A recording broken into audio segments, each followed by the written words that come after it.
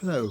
Today is the anniversary of the day in 1796 when Edward Jenner first used a small amount of cowpox virus to inject into a patient because he had discovered that if you gave them this illness, which was relatively mild, they would then be immune from the much more serious smallpox.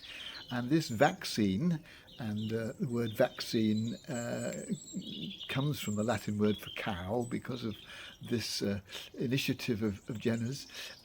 This vaccine now, of course, has become widespread. And smallpox has been eradicated, the only human disease actually to be completely eradicated. A World Health Organization campaign between 1958 and 1977 globally brought an end to that disease, and we celebrate the relief to all sorts of people, particularly in poorer countries, that there is no longer a danger of smallpox.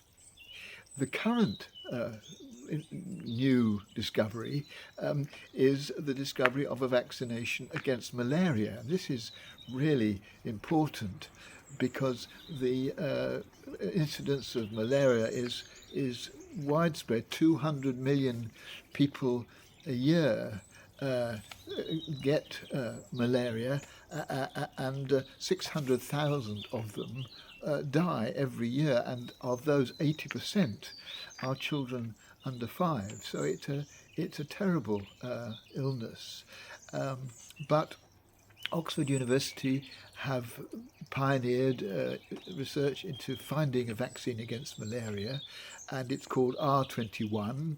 And in 2023, Côte d'Ivoire was the first country to decide to use this vaccine in a widespread immunisation. But this has now been taken on by 15 other African countries. And the intention is to vaccinate as many people as possible, particularly children, because it's, as we heard, children under 5 who suffer most drastically from this illness. And the vaccination is found to be roughly 70% successful with children under 5.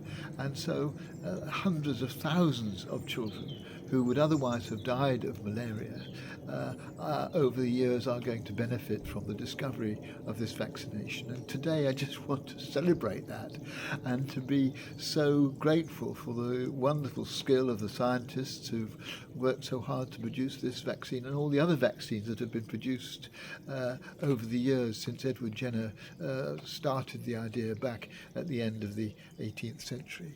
And these medical advances are to the benefit of us all, actually, because the worry is that with the increasing climate change and the fact the world's getting hotter, that mosquitoes might become more prevalent again in countries other than in Africa, where they are mostly doing their damage at the moment, and certainly in the states, in the southern states.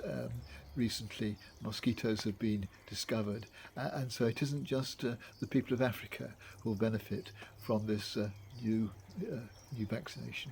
Let's celebrate it and be grateful for that wonderful medical skill and the new promise of life that it brings to hundreds of thousands of people.